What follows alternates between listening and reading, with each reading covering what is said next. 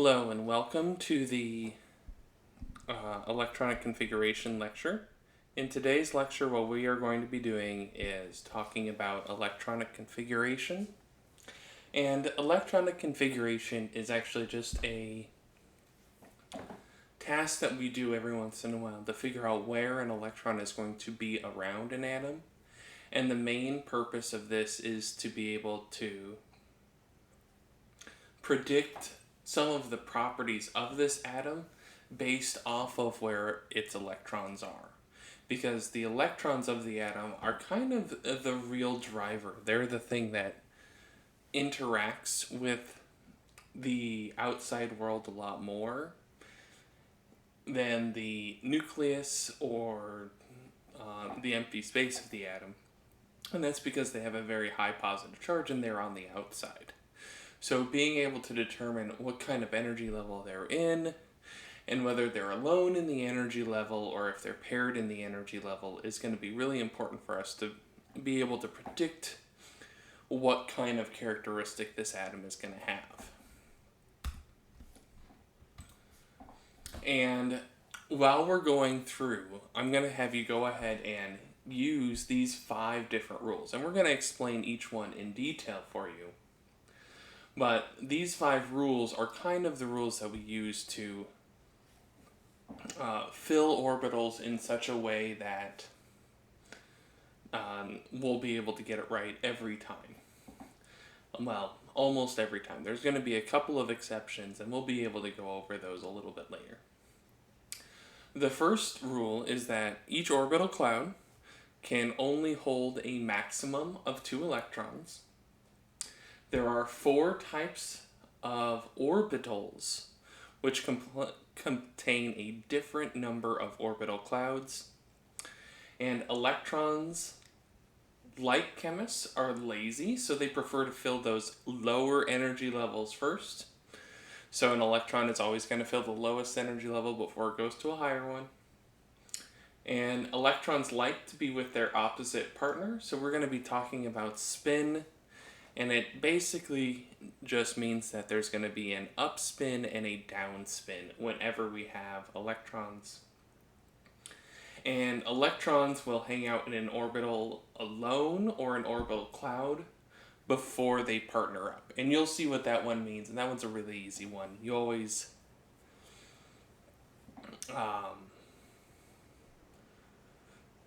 make sure that you fill up all the orbitals before you pair up the orbital clouds. So, the first rule, each orbital cloud can hold a maximum of 2 electrons. So, we're going to go ahead and start, and the first orbital cloud is what's called the s orbital cloud, okay? And the s orbital has only one orbital cloud, so that means that the s orbital can hold 2 total electrons. So each cloud can hold 2 electrons. The p orbital has 3 clouds, so it has px, py, and pz. And even though they're separated here, they're kind of still connected in a way. But the electrons can exist anywhere in here. So that means that the p orbital, since it has 1, 2, 3, can hold a total of 6 electrons. Because 2 electrons can be in here, 2 electrons can be here, and 2 electrons can be here. The d orbital has 1, 2, 3, 4, 5.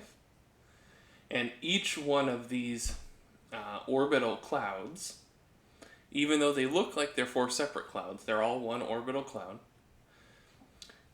Each one of these can hold 2 electrons. So that means D can hold a total of 10 electrons. Okay? Which brings us to part 2, that there are 4 types of orbitals. There's the s orbital, which is this one right here. There's the p orbital cloud, the p orbital, which has 3 different ones, and therefore 6 total electrons. There's the d one, which has 5 different orbital clouds. And then finally we have the f1, which isn't shown here. I'll show you the picture in the next slide, which can hold a total of 14. Okay? So depending upon which orbital cloud or which orbital it is, you're going to have a different amount of electrons that can go in there and a different amount of orbital clouds. Okay. This one is the F orbital. Notice that it has 1, 2, 3, 4, 5, 6, 7. So it has 7 orbital clouds, therefore it can hold 14. Okay. Now, number 3, electrons, like chemists, are lazy and they prefer to have lower energy levels, which means that as we fill in our energy level, or as we fill in our electrons, what's going to happen is that we're going to start with what's called the first energy level. And the first energy level happens to be a 1s orbital.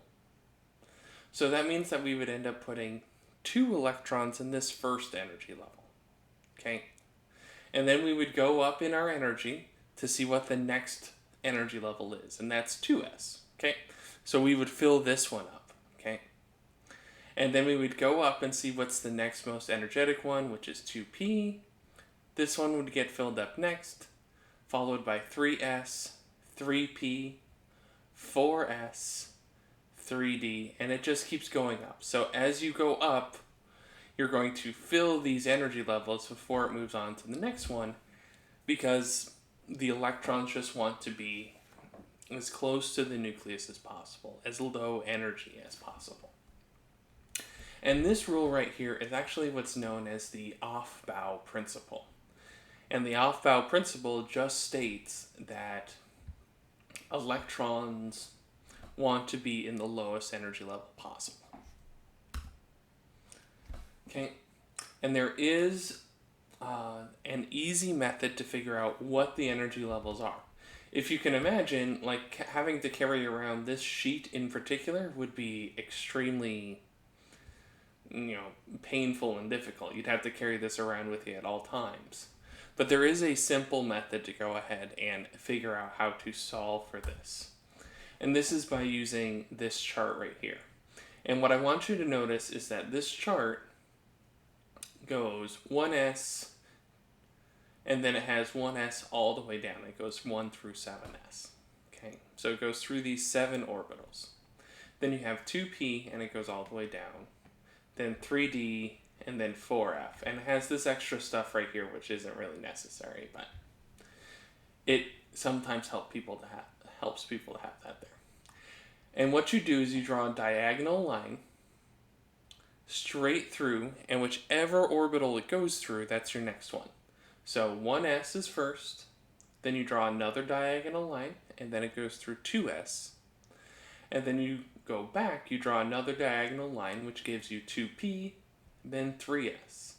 Then you go back and draw another diagonal line, and it goes 3p, 4s. You go back, draw a diagonal line, 3d, 4p, 5s. You go back and draw a diagonal line, 4d, 5p, 6s. You go back and draw another diagonal line, 4f, 5d, 6p, 7s. Draw another one, 5p, 6d, 7p. Okay, and in general, this will be the end because we don't have any more elements after this for right now. But if it continued on after 7p, you would theoretically have 8s and then 5g and 6f, and it would keep going. But for right now, going through 7p is all that you really need to do. Now, there's a second way to go about it, and to be honest, this is the way that most chemists do it because it's really, really simple. Is that you can go ahead and just calculate out where it's going to be based off of where it is on the periodic table. And the periodic table is set up in such a way that it has different blocks that correspond to what energy level it is. Okay? And so this first block that's over here that contains the hydrogen group and then it also contains the alkaline earth metal group. This is what's known as the S block. So this group is always going to end in an S-type orbital. And if it's at the top here, this is a 1s. So this one ends up being a 1s orbital. This one right here is a 2s orbital. This is a 3s orbital, 4s, 5s, 6s, and 7s orbital. Over here on this side, this is a p orbital. And p is always going to start with 2, so it's going to be 2p, 3p, 4p, 5p, 6p, 7p. Okay? Right here, this is D, and D is actually going to start at 3. Even though it's in the 4th row, we consider D to be the 3rd orbital. And that comes just because 3D happens to be at a slightly higher energy than 4S is. So just note that here, D is going to start with 3D, and this entire row is 3D. This one is 4D, 5D, and 6D. The same goes for F. F is actually going to end up starting with 4F and 5F. Okay, so that's the really quick shortcut that you can use, especially when you're going through these. You can go ahead and verify what orbital it's supposed to end in based off of where it is located on the periodic table. So if I said, all right, what is the orbital cloud that phosphorus will end in, you would go ahead and find phosphorus, and phosphorus is right here, and you would say, oh, it's going to end in the 3p orbital. So you can use this to double check here.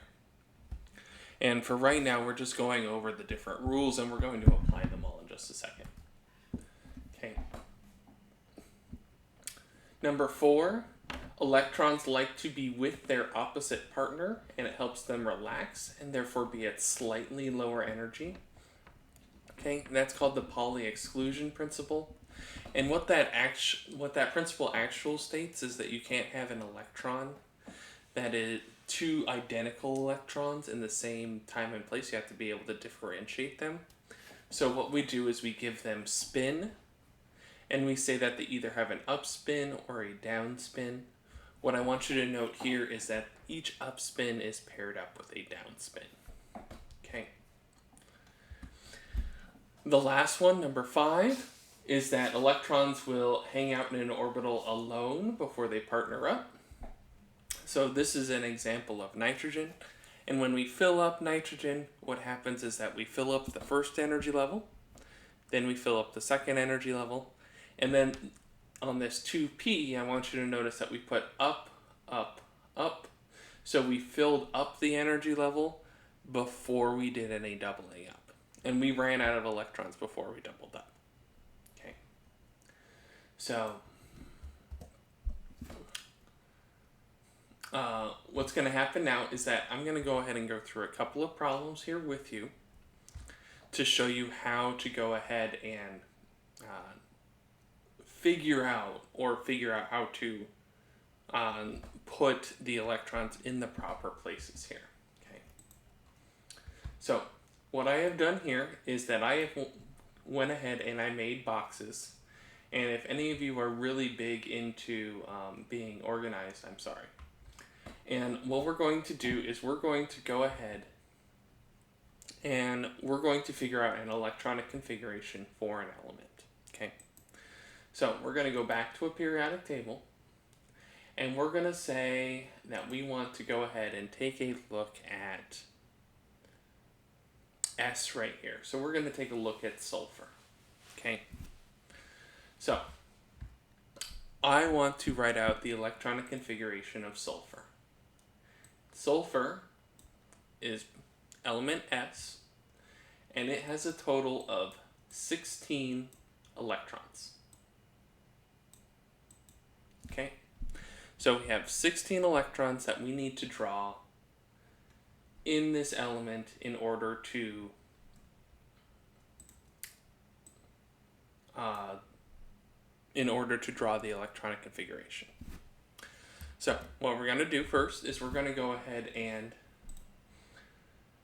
say draw in, starting with our first energy level. And our first energy level is 1s. Okay, so our first energy level is 1s right here. And we're going to go ahead and say, okay, we filled in 1 and 2. All right, so now we've used up 2 of our electrons. Okay, we need to move on to the next energy level. Okay, and we only have 14 electrons now. The next energy level, we put in 1 and then 2. Okay, we've now used 4 electrons. Okay, we move on, we find our next energy level. We just went through 2s, now we have to go through 2p.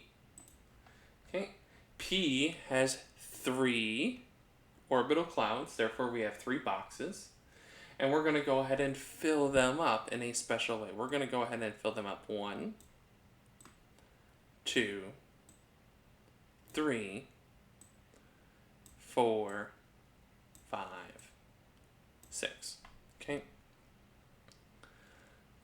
So we filled in 6, and we need to take 2 away from here too. So now we have 6 electrons left. We'll go ahead and go to 3s, which is our next one. As you see here, we go from 2p to 3s. That'll give us 4 electrons left.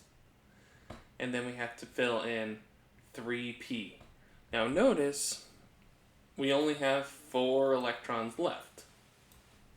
So what we're going to do is we're going to go ahead and go 1, 2, 3, 4, and then we're done.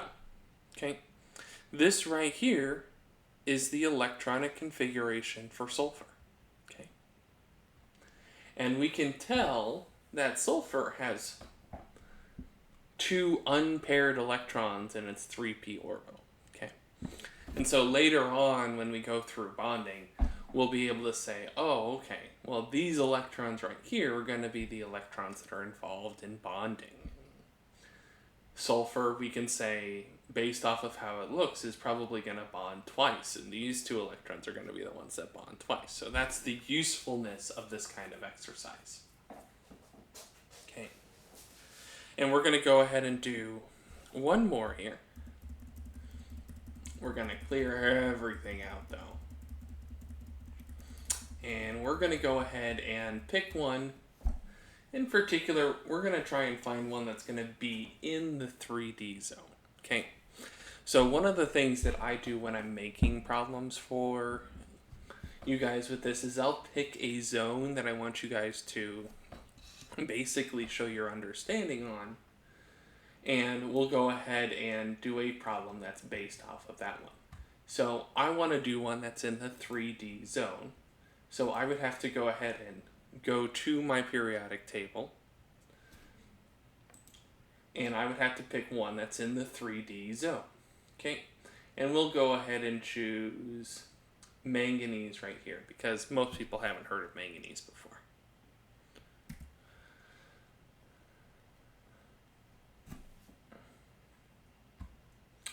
Alright, so manganese is going to be Mn. And manganese is number 25. So that means that we're going to have 25 electrons. Okay? So we start again with the 1s energy level. We fill that one up. And now we have 23. We fill in the 2s energy level, which means we now have to do 21. We fill in the 2p, We go 1, 2, 3, 4, 5, 6. And now we have 15 left to draw. We do 3S, which is next. Now we have 13. We move on to 3P.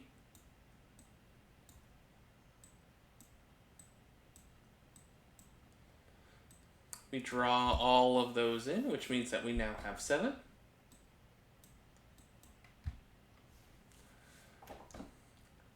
We move on to 4S. We fill that one up, which means that we have 5. And those last 5, 1, 2, 3, 4, 5. Okay.